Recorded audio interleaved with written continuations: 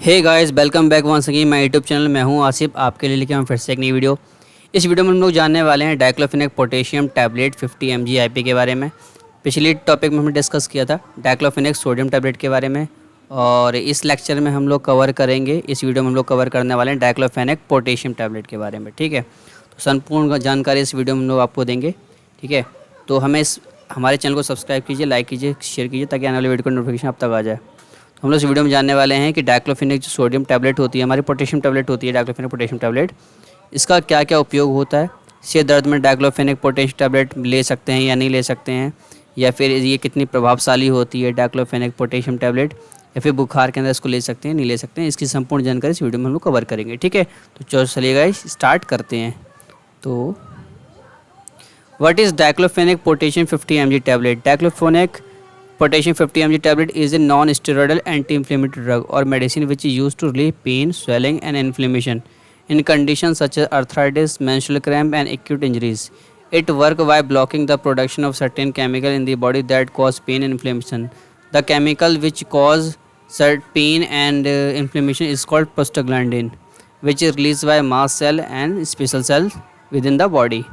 So guys, ये कुछ diclofenac potassium 50 mg tablet हमारी आती है, जो कि एक non steroidal anti inflammatory drug है। ठीक है, जो हमारे काम आती है पेन को रिलीफ करने में, स्वेलिंग को, इन्फ्लेमेशन को रिलीफ करने में, ठीक है, कम करने में काम आती है। आर्थराइटिस के अंदर, आर्थराइटिस अगर पेन होता है या स्वेलिंग होती है उसमें काम आती है। मेंस्ट्रुएशन पेन होता है, जो फीमेल्स होती हैं उनके नाम मेंस्ट्रुएशन साइकिल होती है, उस कंडीशन में क्रेम्स होता है, यानी कि मसल पेन होता है, तो इस कंडीशन में काम आती है। एक्यूट इंजरी इसका मतलब होता है कई छोटी छोटी अगर कहीं पे जख्म हो जाते हैं वहाँ पे भी डाइक्लोफेनेक पोटेशियम जो होती है वो ये काफ़ी यूज़फुल होती है, क्योंकि ये इन्फ्लेमेशन यानी कि सूजन को और इन्फेक्शन को और पेन तीनों को ख़त्म कर देती है। ठीक है, it work by blocking the production of certain chemical. ये कुछ ऐसे केमिकल्स होते हैं जो बॉडी में बनने वाले होते हैं, जिनको ये बंद ब्लॉक कर देती है, जिनका नाम है प्रोस्टाग्लैंडिन। प्रोस्टाग्लैंडिन जो होता है वो केमिकल्स हमारी बॉडी के अंदर बनता है गाइस। तो ये प्रोस्टाग्लैंडिन क्या होता है कि ये रिसेप्टर पर जब बाइंड करता है तो इसकी वजह से क्या होता है, इन्फ्लेमेशन यानी सूजन वगैरह और क्या नाम है इसका, इन्फेक्शन वगैरह या फिर और दर्द वगैरह होता है। तो ये जो डाइक्लोफेनेक पोटेशियम टैबलेट होती है ये रिसेप्टर पर जाके बाइंड हो जाती है, यानी कि ये जो एक्टिविटी होती है प्रोस्टाग्लैंडिन इसको रोक देती है किसी प्रकार से। ठीक है, इसके इफेक्ट को रोक देती है, इसको बनने से रोक देती है। तो जब ये बनने से रोक दे प्रोस्टाग्लैंडिन को, तो प्रोस्टाग्लैंडिन जो होता है वो रिसेप्टर पर बाइंड नहीं कर पाएगा और दर्द, पेन या सूजन जैसी चीज़ें नहीं होंगी। इससे कुछ ब्रांड्स होती हैं गाइस, ये काफ़ी आपने देखा हो मार्केट में आसानी से मिल जाती है। डाइक्लोफेनेक पोटेशियम सेरेटोपेप्टाइड्स टैबलेट, मोसर डी इस ब्रांड नेम से ये आती है। कुछ इसकी ब्रांड नेम है कैटाफ्लेम, डिफेनेक पी, डॉल पी और डाजोडन एस पी। इन सब के अंदर जो कंपोजिशन होती है गाइस वो डाइक्लोफेनेक पोटेशियम 50 mg टैबलेट ही होती है। गाइस ये अलग अलग स्ट्रेंथ में आती है, किसी 50 mg आती है, 25 mg आती है, 75 mg आती है, 100 mg में भी आती है। ठीक है, तो आपने यहाँ पे डिस्कस किया है कि डाइक्लोफेनेक पोटेशियम 50 mg टैबलेट किस काम में आती है और इसके ब्रांड कौन कौन सी होती हैं। तो ब्रांड कौन कौन सी होती है, मोसर डी, आप यहाँ देख सकते हैं, यहाँ पे पैक इसका मोसर डी। ठीक है, मैं यहाँ पे पेन ले लेता हूँ, आप यहाँ पे देख सकते हैं डाइक्लोफेनेक पोटेशियम मोसर डी नाम से ये आती है। ठीक है, और ये कैटाफ्लेम 50 mg, इसमें भी डाइक्लोफेनेक पोटेशियम होता है हमारा। डिफिनेक ये ब्रांड नेम है हमारी, डिफिनेक पी, और इसके अंदर भी जो कंपोजिशन होती है वो diclofenac potassium and paracetamol tablet, यानी कि ये जो टैबलेट है ये कम्बिनेशन टैबलेट है, यानी दो मेडिसिन का कॉम्बिनेशन है। अगर यहाँ पे बात करें तो डाइक्लोफेनेक पोटेशियम पैरासीटामोल टैबलेट के साथ आती है, इसको बोलते हैं डॉल पी। ठीक है, एक ब्रांड नेम है। एक आती है डाजोडैन एस पी, ये भी एक ब्रांड नेम है।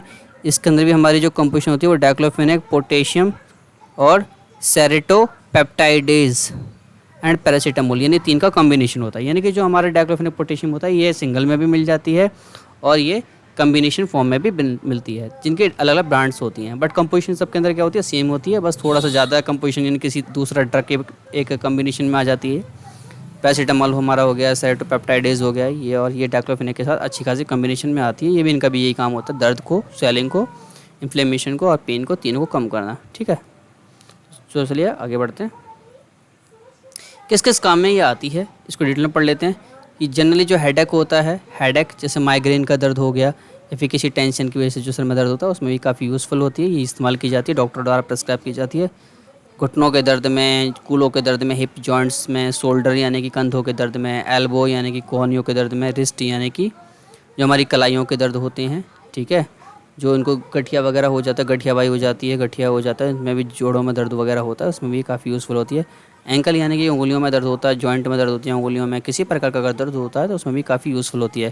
तो जनरली ये जितने भी नी जॉइंट्स यानी घुटनों का दर्द, कूलों का दर्द, कंधों का दर्द और क्या नाम है कोहनियों का दर्द, कलाई का दर्द, उंगलियों के जो जॉइंट्स होते हैं उनमें दर्द जो होता है, इनमें काफ़ी यूज़फुल की जाती है diclofenac potassium.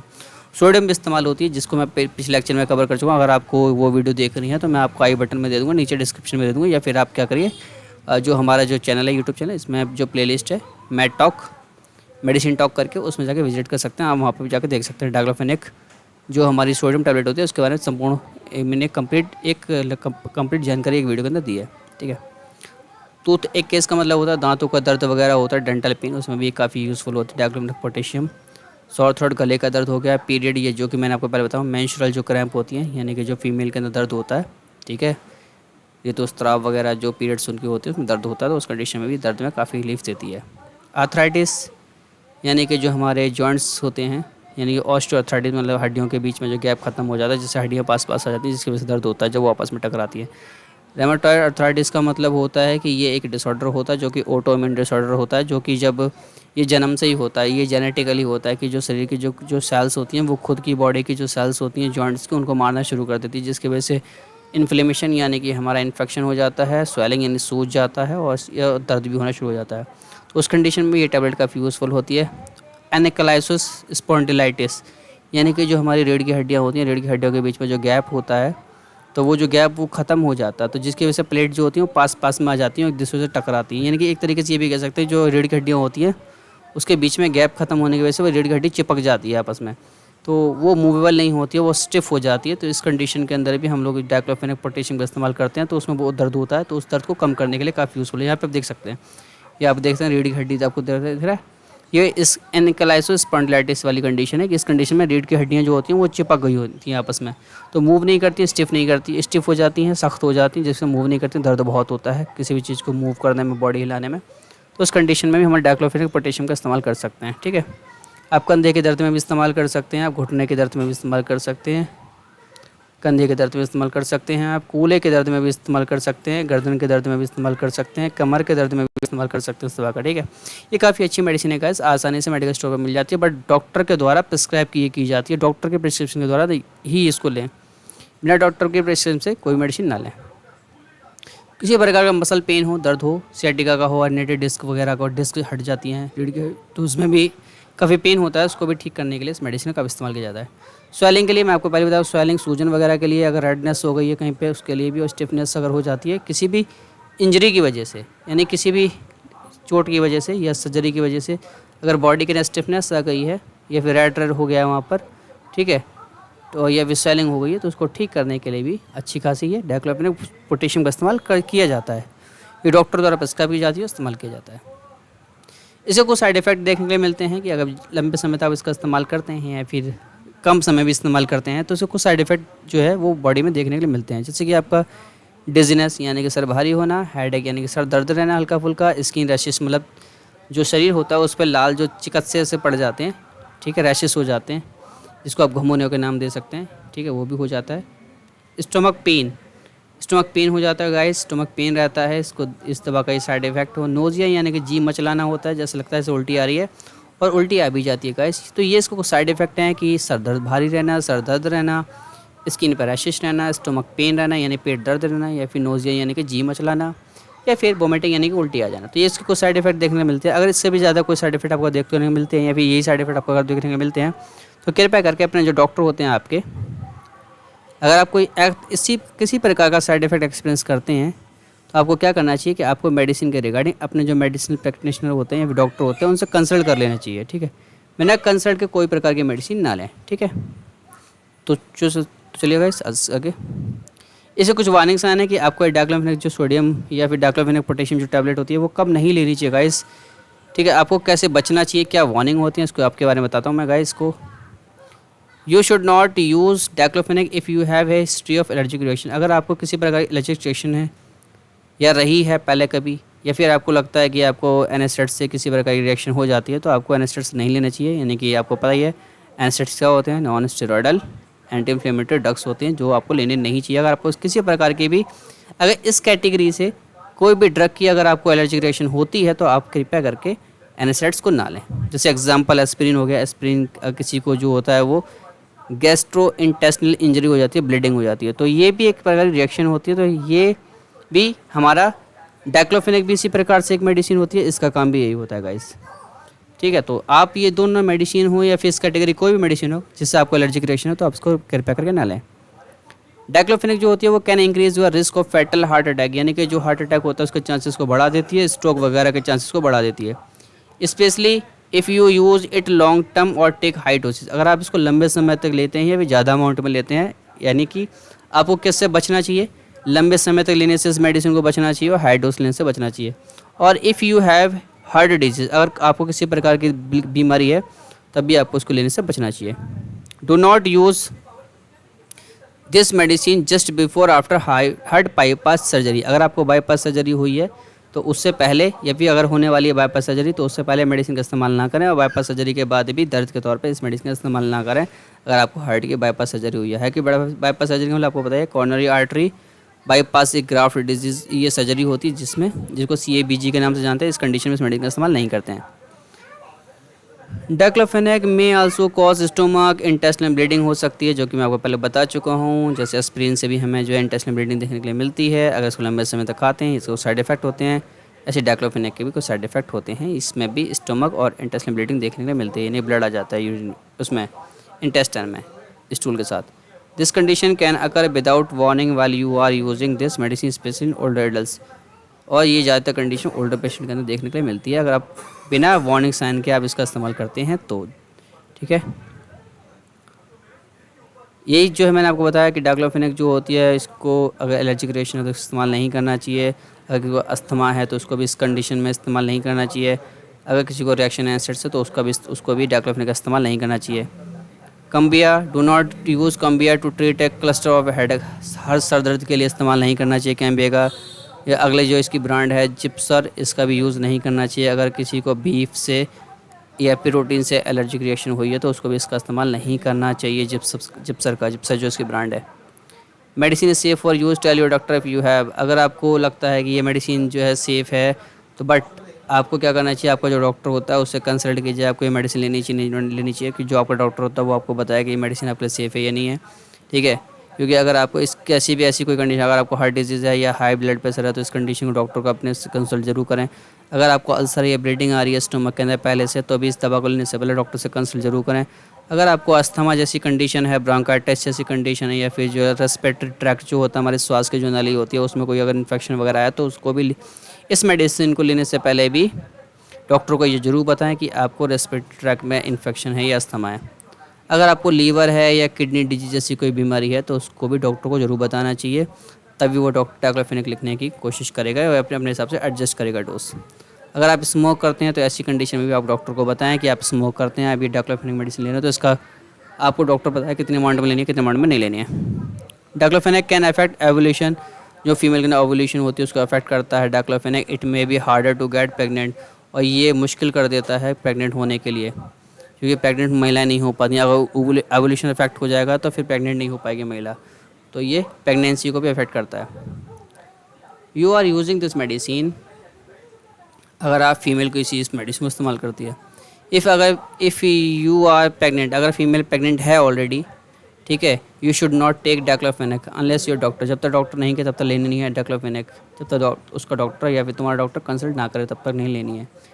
Taking NSAIDs during the last 20 weeks of pregnancy, अगर तुम्हारी प्रेगनेंसी 20 वीक की हो गई है, 20 वीक्स की हो गई है तो इससे सीरियस हार्ट और किडनी प्रॉब्लम हो सकती है, जो तुम्हारा अनबॉर्न बेबी यानी जो पेट में जो बेबी है उसको, and possible complications with your pregnancy, और आपके साथ भी कोई प्रेगनेंसी की कम्पलाइजेशन हो सकती है या फिर कॉम्प्लिकेशन हो सकती है। तो बच्चे के लिए भी नुकसानदायक हो सकता है, आपके लिए भी नुकसानदायक हो सकता है। बच्चे को हार्ट या किडनी प्रॉब्लम हो सकती है, जो कि अनबॉर्न बेबी जो पेट के अंदर है, जो प्रेग्नेंट फीमेल है उनके लिए। तो बिना डॉक्टर कंसल्ट के कभी भी डाइक्लोफेनेक पोटेशियम या डाइक्लोफेनेक सोडियम या फिर एनासिड्स किसी भी कैटेगरी के एनासिड्स हो आपको नहीं लेनी चाहिए। तो डॉक्टर से पहले कंसल्ट करना, अदरवाइज़ उसके बाद ही आपको क्या करना है, ये लेनी चाहिए, और प्रिस्क्रिप्शन से ही लें।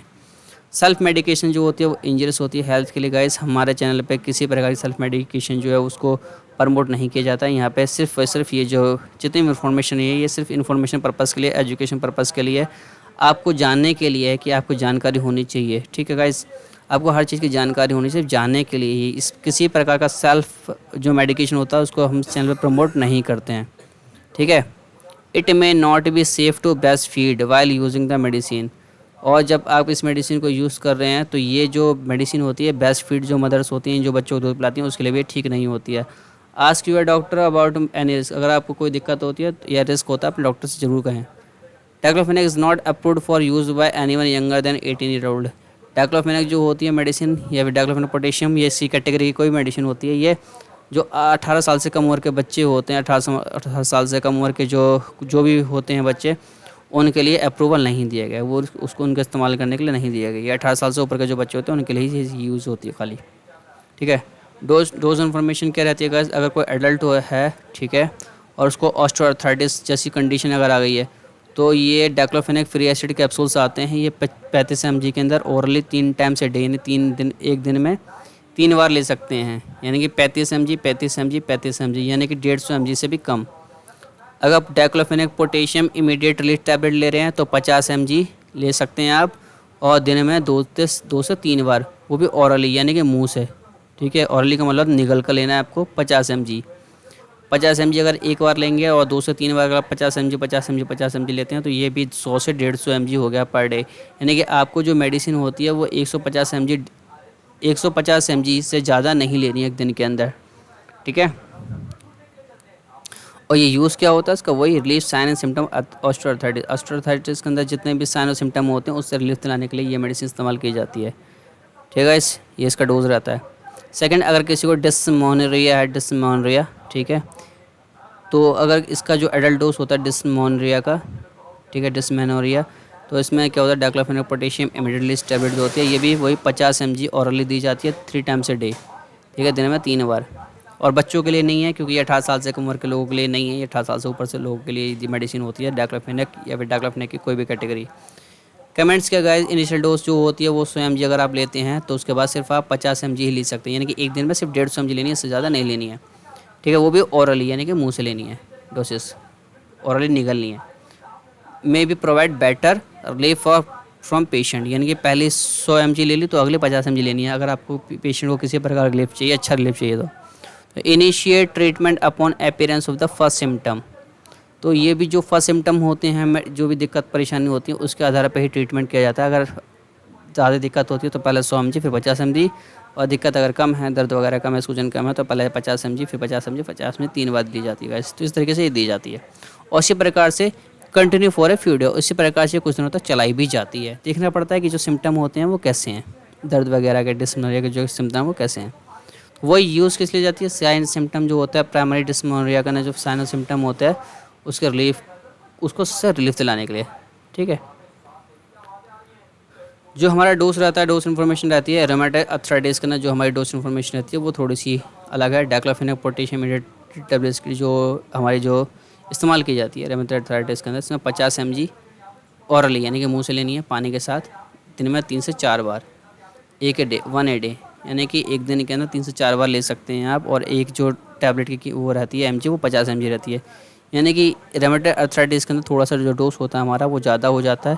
ठीक है, 225 mg तक पहुंच जाता है। यानी कि अगर एक टैबलेट 50 mg की और आप दिन में 4 बार ले रहे हैं तो वो 200 mg हो गई है, फिर 225 mg से ज़्यादा नहीं लेना है आपको। ठीक है, ये थोड़ा सा डोज ज़्यादा रहती है, थोड़ा सा अलग रहता है। साइन एंड सिम्टम जो होते हैं वो रूमेटॉइड आर्थराइटिस के अंदर जो भी साइन सिम्टम होते हैं उनसे जो रिलीफ दिलाने के लिए ये मेडिसिन का इस्तेमाल किया जाता है, ये यूज़ होता है इसका। ठीक है। माइग्रेन के अंदर वही है, डाइक्लोफेनेक पोटेशियम के कुछ ऑरल सस्पेंशन आते हैं जो कि पैकेट फॉर्म में होते हैं गाइस। ठीक है, तो ये जो डाइक्लोफेनेक पोटेशियम जो होती है इसको हम लोग पैकेट की फॉर्म में आती है, उसको हम लोग सॉल्यूशन के अंदर यानी कि सॉल्यूशन में डालते हैं। ठीक है, शैशे की फॉर्म में ये होती है और फिर सॉल्यूशन बनाते हैं उसको, फिर ऑरली पैक करके पी जाते हैं। तो जो एक सैशे होता है गाइस वो 50 mg का होता है और इसको एक बार लेना होता है गाइस। तो माइग्रेन के अंदर ये एक ही सैशे होता है गाइस जो 50 mg का होता है, आप सिर्फ एक ही सैशे ले सकते हैं। माइग्रेन जो दर्द होता है सर का एक। ठीक है, this drug is not indicated for the prophylactic therapy of the migraine. ये जो ड्रग होता है ये prophylactic therapy of the migraine नहीं है, for use in the cluster of headaches. This drug is not indicated for the prophylactic therapy of the migraine और for use in the cluster of headache. जो drug होता है ये हर किसी के cluster of दर्द यानी हर किसी सर दर्द के लिए, जितने भी सर दर्द होते हैं हर सर दर्द के लिए इस्तेमाल नहीं किया जाता है, या फिर ये कोई थेरेपी नहीं है माइग्रेन की, ठीक है। ये इसका बहुत सेफ्टी से इस्तेमाल करना चाहिए। जो एफिकेसी होती है सेकंड डोज की वो इस्टेब्लिश नहीं की गई है, नॉट बी इस्टेब्लिश। सो हमें जो है बहुत ध्यान रखना चाहिए, पहले डोज लेनी चाहिए, उसी के अकॉर्डिंग हमें देखना चाहिए, एडजस्ट कर लेना चाहिए। सेफ्टी एफिकेसी बहुत ज़रूरी है क्योंकि इसका अभी तक कोई भी थेरेपी जो होता है वो डोज अभी तक वो नहीं है, अप्रूव नहीं है। इसलिए हम लोग क्लस्टर ऑफ दर्द के अंदर भी इसका इस्तेमाल नहीं कर सकते हैं, क्लस्टर ऑफ हेडेक जो होता है उसमें भी इसका इस्तेमाल नहीं कर सकते हैं, ठीक है। For acute treatment of migraine with और विदाउट ऑरा, तो इसका जो ट्रीटमेंट होता है वो एक्यूट ट्रीटमेंट है, यानी कि कुछ समय के लिए आप इसको रोक सकते हैं माइग्रेन के दर्द को, बट ये प्रॉपर कोई मेडिसिन नहीं है जो माइग्रेन को प्रॉपरली रोक देगा सही तरीके से, ठीक है। अगर आपको नॉर्मल पेन है, ठीक है, नॉर्मल पेन है अगर किसी को, तो जो डाइक्लोफेनेक पोटेशियम जो हमारी है ये लिक्विड फील्ड कैप्सूल के फॉर्म में भी आती है, 25 mg में आती है, दिन में 4 बार ले सकते हैं एक दिन में। डाइक्लोफेनेक फ्री एसिड कैप्सूल जो होते हैं उसको 18 mg और 35 mg में वो आते हैं, वो दिन में 3 बार ले सकते हैं, यानी कि आपकी जो डोज है वो 125 mg से ज़्यादा नहीं रहनी चाहिए, 125 से 50 mg से ज़्यादा नहीं रहनी चाहिए एक दिन के अंदर। Diclofenac potassium immediate release tablet जो होती है देखो 50 mg के अंदर आती है और दिन में 3 बार आप इसको ले सकते हैं, बस इससे ज़्यादा नहीं लेनी है। यानी कि जो इनिशियल डोज होती है अगर आपकी 100 mg है और आपने ओरली ली है यानी निगली है तो अगली 50 mg होगी सिर्फ आपकी डोज एक दिन के अंदर, ठीक है। कुछ पेशेंट के अंदर ये दी जाती है इस तरीके से। पेरेंटल अगर आप इसको इंट्रावेनस लेते हैं तो 37.5 mg के अंदर इंट्रावोलस फॉर्म में ये आती है, जो कि हर 15 second over 50 second every 60 hours needed for the pain, हर 6 घंटे के बाद दर्द के लिए दी जाती है गाइस, ठीक है। मैक्सिमम डोज इसका वही रहता है, मैंने आपको पहले बोला कि दिन में अगर आप पहली डोज लेते हैं 100 तो अगले 50 लेंगे, यानी कि 2 डोज होगी दिन में। और अगर आप 50-50 की डोज लेते हो तो 3 ले सकते हैं, और 25-25 की डोज है तो आप 4 ले सकते हैं। तो एक दिन में 150 mg से ज़्यादा नहीं लेनी है, ठीक है। अगर आप पेशेंट को आप ये देते हैं तो पेशेंट जो होता है शुड बी वेल हाइड्रेटेड, यानी कि उसकी बॉडी के अंदर पानी की जो कंसनट्रेशन होती है वो पूरी तरीके से होनी चाहिए। अगर आप इसको जो हमारा डाइक्लोफेनेक पोटेशियम अगर आप इंट्रावेनस दे रहे हैं तो वो पर्सन जो होना चाहिए वो हाइड्रेटेड रहना चाहिए, उसकी बॉडी में वाटर की जो कंसनट्रेशन होती है प्रॉपर रहनी चाहिए, पूरी तरीके से रहनी चाहिए, तभी आप इसका इस्तेमाल करें। अदरवाइज़ उसकी बॉडी में अगर वाटर की कंसनट्रेशन ज़्यादा नहीं है तो आप इसका इस्तेमाल नहीं करना है, ठीक है। In order to reduce the risk of the adverse renal reaction, जिसकी वजह से अगर आप इस तरीके से करते हैं, अगर किसी पेशेंट के ना हाइड्रेटेड हो पर्सन और उसमें अगर आप इसको देते हैं, ठीक है, तो इसके कैल्शियम जो कैल्शियम पोटेशियम होता है, पोटेशियम की वजह से क्या होता है वाटर जो होता है बॉडी से लॉस हो जाता है, और जब वाटर लॉस होता है तो इससे जो किडनी होती है फेल होने के चांसेस ज़्यादा रहते हैं गाइस। तो इसलिए हमें जो पर्सन होता है उसको अगर आप इंट्रावेनस दे रहे हैं तो उसमें उसको प्रॉपर हाइड्रेट रखना ताकि उसकी बॉडी से वाटर लॉस ज़्यादा ना हो जाए, ठीक है। फॉर द मैनेजमेंट इसका यूज़ क्या है, for the management of the mild to moderate acute pain के अंदर इसको दिया जाता है, and moderate to severe pain alone, और मॉडरेट पेन में सेवियर पेन में अलोन अकेले भी दिया जाता है इसको, एंड कम्बिनेशन में ऑपियोइड एनाल्जेसिक, और आप इसको ऑपियोइड एनाल्जेसिक के साथ भी कम्बिनेशन में दे सकते हैं गाइस। तो ये सिर्फ डॉक्टर के प्रिस्क्रिप्शन के द्वारा ही होता है, और गाइस ये भी डॉक्टर जो होता है वो अपने अकॉर्डिंग इसका इस्तेमाल करता है। तो बिना डॉक्टर के प्रिस्क्रिप्शन के या बिना डॉक्टर की कंसल्ट के या डॉक्टर के सलाह के कोई मेडिसिन नहीं लेनी चाहिए, because self medication is very dangerous to health या इंजरियस टू हेल्थ। इंट्रोडक्शन, इसका इंट्रोडक्शन क्या होता है दूसरे ड्रग के साथ अगर आप लेते हैं तो ask your doctor before using diclofenac, अपने डॉक्टर से सलाह लें अगर आप इस्तेमाल कर रहे हैं, क्या क्या इस्तेमाल कर रहे हैं, एंटी डिप्रेसेंट इस्तेमाल कर रहे हैं कोई मेडिसिन, ठीक है, एनेस्टेटिक्स के साथ, तो डॉक्टर से ज़रूर कंसल्ट करें, अदरवाइज़ आपको क्या हो जाएगा ब्रेश और ब्लीडिंग आसानी से देखने के लिए मिल जाएगी, नहीं तो इसलिए डॉक्टर से कंसल्ट जरूर करें। Tell your doctor about all your other medicine, जितनी मेडिसिन आप ले रहे हैं तो उसके बारे में डॉक्टर को ज़रूर बताएं अगर डॉक्टर आपको ये मेडिसिन लिखता है तो। अगर आपको हार्ट या ब्लड प्रेशर से रिलेटेड कोई भी बीमारी है, या फिर आप कोई डायबिटिक ले रहे हैं या वाटर पिल ले रहे हैं, तो ऐसी कंडीशन में डॉक्टर को ज़रूर बताएं। अगर आप ब्लड थिनर ले रहे हैं, वारफरीन, कोमाडीन, जानटोवेन, तो आप अपने डॉक्टर को ज़रूर बताएं, ठीक है। अगर कोई आप ब्लड थिनर ले रहे हैं, खून को पतला करने की कोई दवा ले रहे हैं तो आप डॉक्टर को ज़रूर बताएं, ठीक है। अदर एनेस्टेट्स जो ले रहे हैं अगर आप, जैसे एस्प्रिन हो गया, एबोफ्रीन हो गया, जो साइकियाट्रिक ड्रग हैं, एडविल हो गया, मोर्ट्रिन हो गया, नेप्रोक्सेन हो गया, तो अपने डॉक्टर को जरूर कंसल्ट करें, ठीक है। सेलोकॉप्सिब हो गया, सेलाब्रेक्स के नाम से ये आती है, एंडोमेथासिन हो गया, मेलॉक्सिन हो गया, मेलॉक्सिकैम हो गया, एंड अदर्स। अगर इस कैटेगरी कोई भी ड्रग है, यानी कि अगर आपके एनेस्टेट्स के जो कैटेगरी इसके दूसरे ड्रग भी अगर आप ले रहे हैं, क्योंकि डाइक्लोफेनेक भी एनेस्टेट्स के अंदर आता है, तो भी सेम कैटेगरी जो होती है वो आपस में रिएक्शन कर जाती है, इसके लिए भी इनको नहीं लेना चाहिए। This list is not complete, ये लिस्ट कंप्लीट नहीं है कि और भी ड्रग ऐसे होते हैं जो आपस में इंटरेक्ट कर सकते हैं। अदर ड्रग में भी interact with diclofenac including prescription and over the counter medicine, यानी कि ये कहता है कि दूसरे जो ड्रग हो सकते हैं, चाहे वो प्रिस्क्रिप्शन वाले ड्रग जो डॉक्टर ने लिखे हैं या फिर ओवर द काउंटर ड्रग हों जो विदाउट प्रिस्क्रिप्शन मिल जाते हैं, तो जो डॉक्टर ने लिखे हैं ड्रग उसके साथ भी डाइक्लोफेनेक जो होती है वो इंटरेक्ट कर सकती है। या फिर अगर मेडिसिन यानी ओवर द काउंटर मेडिसिन अगर आप ले रहे हैं, यानी कि ऐसी मेडिसिन जो डॉक्टर के प्रिस्क्रिप्शन पे नहीं मिलती है, ऐसी मिल जाती है आसानी से किसी मेडिकल स्टोर पे, उस मेडिसिन के साथ भी डाइक्लोफेनेक को इंटरेक्ट कर सकती है और आपको कोई भी घातक या साइड इफ़ेक्ट या कोई भी एडवर्स इफेक्ट देखने के लिए मिल सकता है। इसलिए बिना डॉक्टरी कंसल्ट के इस मेडिसिन को किसी दूसरी मेडिसिन के साथ ना लें। अगर आपको पहले से कोई दिक्कत है या आप पहले से कोई मेडिसिन ले रहे हैं या विटामिन अगर आप ले रहे हैं या फिर कोई भी हर्बल प्रोडक्ट ले रहे हैं आप, तो आप अपने डॉक्टर को ज़रूर बताएं। Not all possible drug interaction are listed here, यहाँ पे सारे के सारे ड्रग की इंट्रैक्शन लिस्ट नहीं की गई है। तो आपको मैं बस इतना ही बताना चाहता हूँ इस पूरी वीडियो के अंदर कि अगर आप किसी प्रकार की मेडिसिन ले रहे हैं तो बिना डॉक्टरी कंसल्ट के ना लें, क्योंकि डॉक्टर अगर डाइक्लोफेनेक आपको लिखता है, किसी दूसरी मेडिसिन अगर आप ले रहे हैं आप डॉक्टर को नहीं बताते हैं, तो कोई भी एडवर्स इफेक्ट देखने को मिल सकता है। या फिर अगर डॉक्टर ने जो कोई प्रिस्क्रिप्शन लिखी है उसके साथ भी आपकी डाइक्लोफेनेक जो होती है वो इंटरेक्ट कर सकती है, बिना डॉक्टर की सलाह के कोई मेडिसिन नहीं लेनी है। या फिर खुद से दुकान से जाके मेडिकल स्टोर से जाके भी मेडिसिन नहीं लेने का, क्योंकि इससे भी आपको नुकसान हो सकता है। दो दवाएं आपस में इंटरेक्ट कर सकती हैं, रिएक्शन कर सकती हैं, जिसकी आपकी बॉडी पे एडवर्स इफेक्ट देखने मिल सकता है, जान भी जा सकती है गाइस। तो बिना डॉक्टर की कंसल्ट के कोई मेडिसिन एक्स्ट्रा आपको लेनी नहीं है, और कोई भी मेडिसिन अगर आप ले रहे हैं पहले से तो अपने डॉक्टर को जरूर बताएं, ठीक है। इससे आपको भी फ़ायदा होगा, इस आपकी जान बच जाएगी, आपको रिएक्शन से बच जाएंगे आप, ठीक है। तो पूरी वीडियो देखने के लिए थैंक्स फॉर वॉचिंग गाइस।